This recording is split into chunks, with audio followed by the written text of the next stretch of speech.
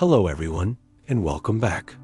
Tonight, we're going to slowly turn our attention upward toward something that has quietly circled our planet for billions of years.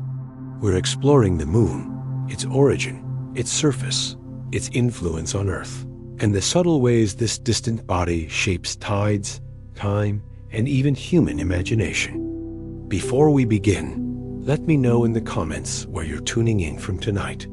Somewhere above you, regardless of your continent or coastline, the same moon is moving steadily along its orbit. It is comforting to imagine this journey being shared beneath different skies, yet under the same pale glow. If you enjoy slow, thoughtful explorations of science and the natural world, feel free to subscribe. Now take a slow breath. Imagine stepping outside into cool night air and lift your eyes toward the sky where the moon waits in quiet silence. The moon appears calm and permanent, yet its birth was anything but peaceful. Around 4.5 billion years ago, when Earth itself was still forming, a massive body roughly the size of Mars collided with the young planet in a catastrophic impact that reshaped both worlds.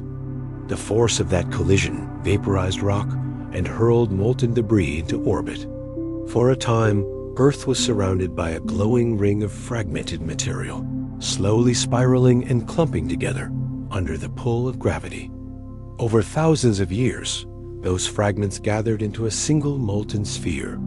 As it cooled, the surface solidified, forming the early crust of what would become the moon. Its violent origin left it scarred and heavily cratered, a record of ancient impacts preserved in stone.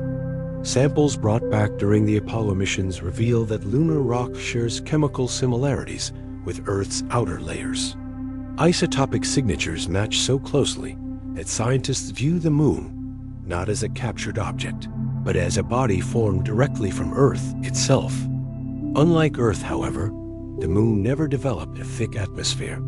Without air to scatter sunlight or protect its surface, the sky above the moon remains black at all times, even when the sun shines directly overhead.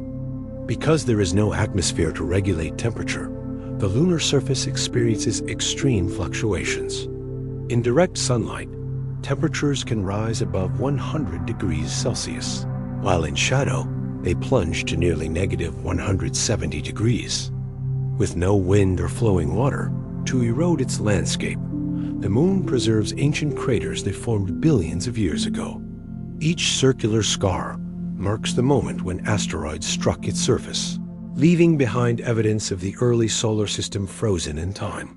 If you have ever noticed that the same patterns appear on the moon each night, the same dark shapes and bright craters, you have observed a phenomenon known as tidal locking. The moon rotates on its axis at exactly the same rate that it orbits Earth, completing one rotation every 27 days. This synchronized motion means that only one hemisphere of the moon consistently faces our planet.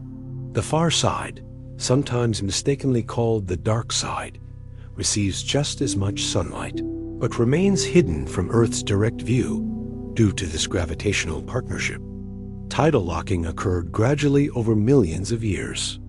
Early in its history, the moon likely rotated more quickly, but gravitational forces between Earth and the moon created internal friction, slowly reducing its spin until equilibrium was reached. Even today, this gravitational relationship continues to shape both bodies. The moon's pull on Earth creates tidal forces that stretch our planet slightly, lifting oceans into subtle bulges that travel across the globe as tides. These tidal bulges are not fixed in place. As Earth rotates beneath them, coastlines move in and out of the raised water, producing the familiar rhythm of high and low tides that has influenced marine ecosystems for billions of years. Without the moon's gravitational influence, Earth's tides would be far weaker, driven only by the distant pull of the sun. Coastal environments would look different, and the evolution of certain marine species might have followed an entirely different path. The moon does more than move water. Its steady gravitational presence also stabilizes Earth's axial tilt, the angle at which our planet leans as it orbits the sun. This tilt is responsible for seasons, and without the moon's stabilizing influence, that tilt might fluctuate unpredictably. If Earth's tilt shifted dramatically over time, climate patterns could become extreme and unstable. The moon, quietly orbiting at an average distance of about 384,000 kilometers, helps maintain the relative consistency that allows ecosystems to adapt and endure. The phases of the moon new, crescent, quarter, gibbous, and full are not caused by Earth's shadow, but by the changing angle between the Sun, Earth, and the Moon. As it orbits us, different portions of its sunlit half become visible. This cycle of phases takes approximately 29.5 days, known as a synodic month. Across cultures and calendars, this predictable rhythm has shaped human timekeeping, agriculture, navigation, and myth for thousands of years. For most of human history, the moon was unreachable, a distant object woven into myth and navigation alike. That changed in 1969, when Apollo 11 carried 2 astronauts across the silent vacuum and lowered them gently onto the lunar surface, transforming the moon from symbol into place. When Neil Armstrong stepped onto the moon, his boots pressed into a fine gray powder known as regolith. This dust is not soil in the earthly sense, but fragmented rock created by billions of years of meteorite impacts pulverizing the surface. Without wind or water to smooth the terrain, the regolith remains sharp and abrasive. Microscopic glassy shards cling to equipment and suits, reflecting sunlight with a faint sparkle under the stark illumination of the sun. The lunar horizon appears strangely close due to the moon's smaller size. With only about 1/6 of Earth's gravity, astronauts could move in bounding strides, their slow arcs of motion shaped by reduced gravitational pull. Standing there, Earth would appear suspended in the black sky blue, luminous and full of weather and oceans. From the moon's near side, Earth remains almost stationary in the sky, rising and setting only slightly due to orbital motion. Footprints left during the Apollo missions remain undisturbed decades later, with no atmosphere to create wind and no flowing water to erode surfaces. Impressions pressed into regolith may persist for millions of years. The far side of the moon, first photographed in 1959 by a Soviet spacecraft, reveals a landscape distinct from the familiar face. It contains far fewer maria and is dominated by heavily cratered highlands. Scientists believe this asymmetry may relate to differences in crust thickness. The far side's crust is thicker, limiting volcanic activity and leaving fewer lava plains to darken its surface. Recent missions have confirmed the presence of water ice within permanently shadowed craters near the lunar poles. These regions, shielded from sunlight for billions of years, maintain temperatures cold enough to preserve frozen deposits. The discovery of water ice has renewed interest in sustained lunar exploration. Water could be used not only for life support, but also separated into hydrogen and oxygen, providing potential fuel for deeper space missions. Though the moon appears still in our sky, it is slowly drifting away from Earth at a rate of about 3.8 centimeters per year. This gradual retreat is caused by tidal interactions, as Earth's rotation transfers a small amount of energy to the moon's orbit. Billions of years ago, the moon was much closer to Earth, appearing larger in the sky and exerting stronger tidal forces. As it recedes, Earth's rotation also slows slightly, lengthening our days by fractions of a second over immense spans of time. Lunar eclipses occur when Earth moves directly between the Sun and the Moon, casting its shadow across the lunar surface. During totality, the Moon often glows a deep red, illuminated by sunlight filtered and refracted through Earth's atmosphere. That reddish hue comes from the scattering of shorter blue wavelengths in Earth's atmosphere, leaving longer red wavelengths to bend around the planet and softly light the Moon. In that moment, the Moon becomes a reflection of Earth's own atmospheric chemistry. Solar eclipses, by contrast, occur when the moon passes directly between Earth and the sun, temporarily obscuring sunlight. Because the moon and sun appear nearly the same size in our sky, total solar eclipses create a striking alignment of shadow and light.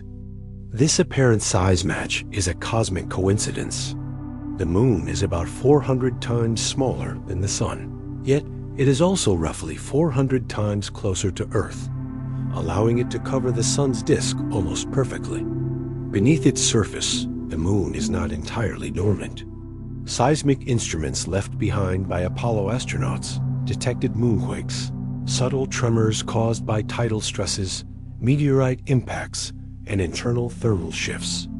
These moonquakes are generally weaker than earthquakes, but because the moon lacks water to dampen vibrations, seismic waves can travel for extended periods, reverberating through the dry interior like sound through solid stone. The moon's internal structure includes a crust, mantle, and a small core composed partly of iron. Though far less geologically active than Earth, it retains a layered complexity shaped by its early molten state.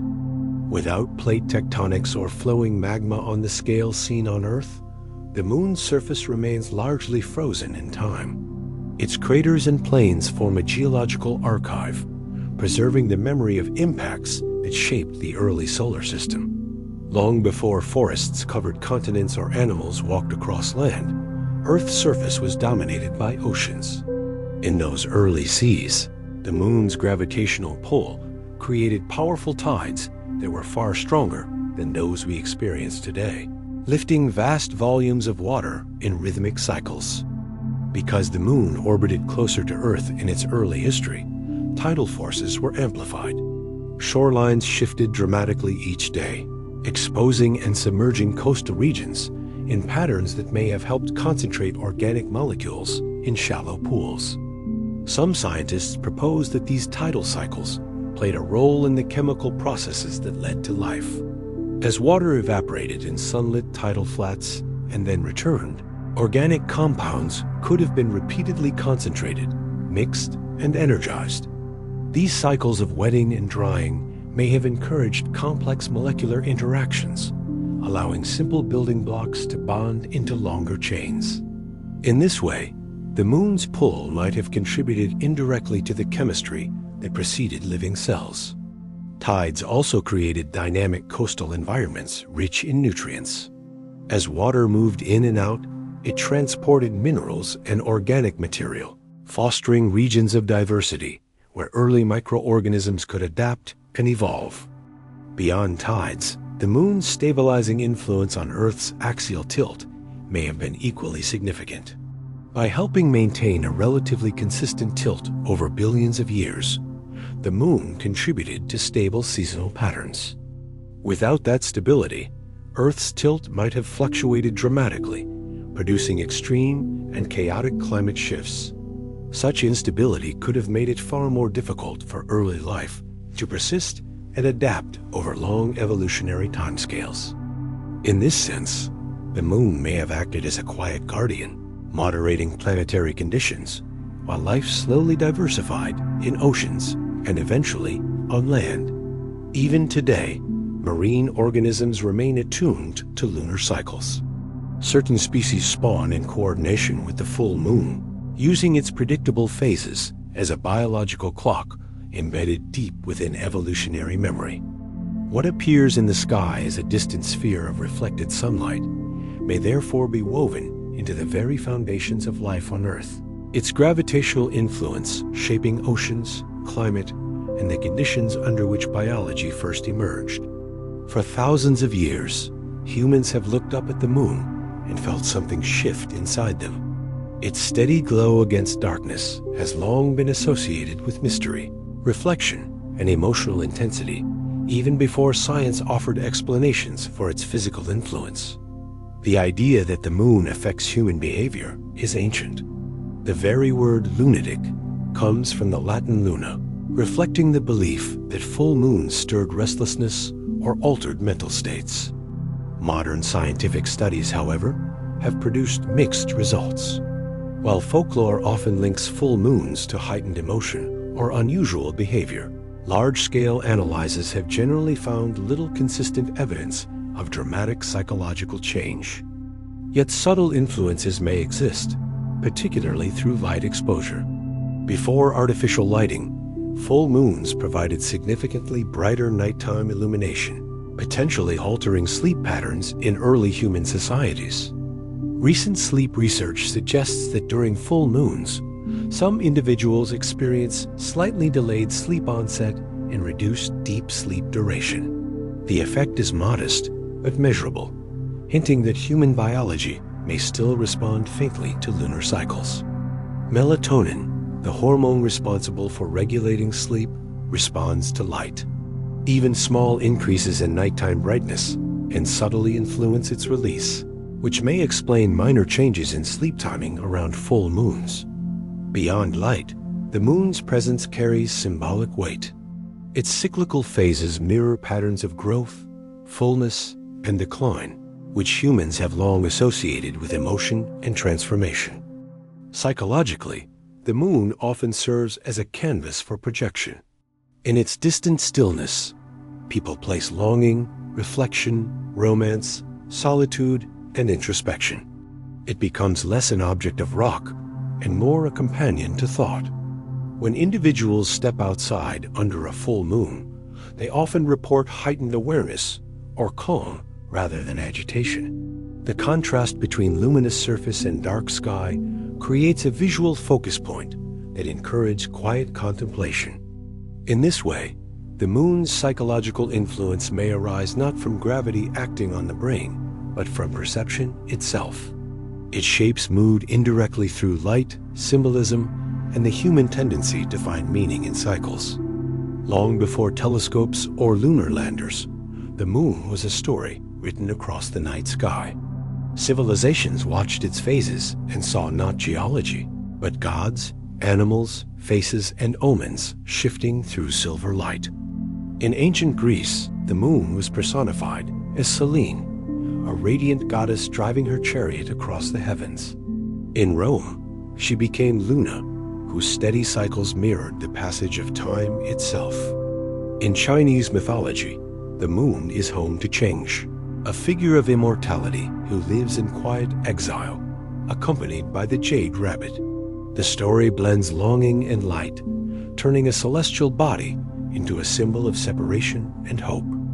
Many indigenous cultures across the world link the moon to fertility, planting cycles, and renewal. Its predictable phases provided a natural calendar long before mechanical clocks marked passing hours. The dark patterns visible on its surface were interpreted as animals or faces. Where modern science sees basalt plains formed by ancient lava flows, storytellers once saw hares, wolves, or silent watchers gazing back at Earth. Science, however, gradually replaced symbolism with measurement. Through telescopes, astronomers observed craters, mountains, and plains, realizing that the moon was not a perfect divine sphere, but a scarred and ancient world. In 1610, Galileo Galilei sketched the moon's surface, noting shadows cast by uneven terrain. These observations challenged the idea that celestial bodies were flawless and unchanging. As understanding deepened, myth did not disappear, it transformed. The moon became not a deity, but a companion world shaped by gravity, impact, and time, still capable of inspiring wonder. Even today, the emotional weight of a full moon lingers. Though we understand tidal locking and basaltic plains, its glow still carries a quiet pull on imagination. In this merging of mythology and science, the moon remains both measured and meaningful, a body of rock whose gravity shapes oceans and whose light shapes stories. If you could stand on Earth millions of years from now and look up at the night sky, the moon would still be there, but it would appear slightly smaller than it does tonight. With each passing year, it drifts a little farther away, its orbit widening by just a few centimeters at a time. Over vast stretches of time, this gradual retreat changes the geometry of eclipses. The perfect alignment that allows the moon to cover the sun so precisely will eventually fade, And total solar eclipses will become rarer until they no longer occur. In that distant era, the moon will still cross in front of the sun, but its disk will appear too small to block it completely. A ring of sunlight will remain visible around its edges, transforming total eclipses into annular ones. As the moon recedes, Earth's rotation will continue to slow. Days will lengthen slightly over geological timescales, subtly altering the rhythm of sunrise and sunset. The constellations themselves will not remain fixed. Stars move slowly through the galaxy, each tracing its own orbit around the Milky Way. Over tens of thousands of years, familiar patterns will distort and rearrange. In 100,000 years, Orion may look unfamiliar, its belt shifted and stretched. In 1,000,000 years, entirely new configurations will dominate the sky, though the moon will continue tracing its steady path against those changing stars. If you were to travel even farther into the future, billions of years ahead, the night sky would transform more dramatically. As the sun ages and brightens, its increasing luminosity will alter Earth's climate long before it expands into a red giant. During that distant red giant phase, the sun will swell enormously, filling much of the sky. The moon's surface would glow under the intense radiation, its familiar gray plains illuminated by a star far larger than the one we see today. Whether Earth survives that expansion remains uncertain. Some models suggest our planet may be engulfed, while others propose it may persist in a scorched orbit, altered but still intact. Long before that distant future, however, countless human generations will continue looking up, seeing the same pale arc rise above the horizon, unaware of the slow celestial choreography unfolding across millions of years. And now, after traveling through impact and orbit, through tides and myth, through science and distant futures, the moon returns to what it has always been in our sky, a quiet presence suspended above a turning world. It does not rush, it does not flicker. It moves in steady arcs, guided by gravity alone, repeating cycles that have unfolded billions of times before tonight and will continue long after this moment passes. Its light is not its own, but borrowed from the sun and softened by distance. What reaches your eyes is reflected sunlight traveling across nearly 400,000 kilometers of empty space. That light touches oceans, mountains, rooftops, forests, and quiet streets. It traces coastlines shaped by tides it helped create, illuminating waters that once rose and fell more powerfully in Earth's youth. The same gravitational pull that steadies our seasons, that guided early tides, that preserved footprints in dust, continues invisibly tonight, stretching across space with patient consistency. Above the moon, stars drift in slow galactic motion.